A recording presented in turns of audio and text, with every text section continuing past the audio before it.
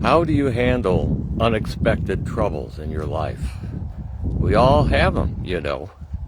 Well, today I have a story to tell about someone who discovered a new purpose for living in the midst of troubled times. And greetings, friends. This is Pastor Jeff Johnson with St. John's United Church of Christ in Orwigsburg, Pennsylvania, with my weekly devotion, and it's always good to be with you. A man named John lay in a hospital bed, impatient and bored. Doctors said he'd be there for at least 10 days while they tried to diagnose his abdominal pain.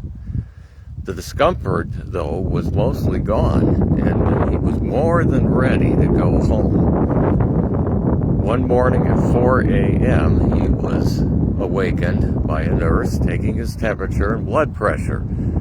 Unable to get back to sleep, he decided to take a walk. Tethered to an IV pole, he made his way down the hallway with his Birkenstock sandals flopping on the floor. At the nurse's desk was a young woman at her computer. She looked up and smiled. "Here comes the man in the Jesus shoes." John laughed for the first time in days. Jesus shoes?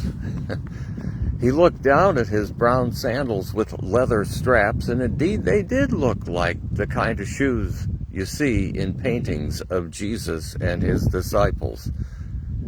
They talked a few minutes. The nurse told him she'd been working 14 hours that day, nonstop. She and her husband both worked overtime just to make ends meet. But with his sandals clomping along beneath him, he started to imagine that he would walk in Jesus' footsteps while his own life got back to normal. From that day on, he walked the halls of the hospital in a different mood. Most of the time, he didn't talk about God or pray aloud with people, but he always prayed silently. And he listened with new attentiveness. It was astonishing how often doctors and nurses, other patients, visitors, volunteers, even cleaning staff would bring up personal matters as he walked in his Jesus shoes. Instead of focusing on his own problems, he became more concerned, like Jesus would, with other people. Hear these words from the Gospel of Matthew, chapter 16, verses 24 and 25. "If any want to become my followers, let them deny themselves and take up their cross and follow me. For those who want to save their life will lose it, and those who lose their life for my sake and for the sake of the gospel will save it." Do you have your Jesus shoes on today? Perhaps as you put your shoes on in the morning, you might think about his call for us to lose our worries and troubles and problems as we direct our focus toward the well-being of others. Friends, do this, and you find, and I will find, what we've truly been looking for all along. I close with a prayer.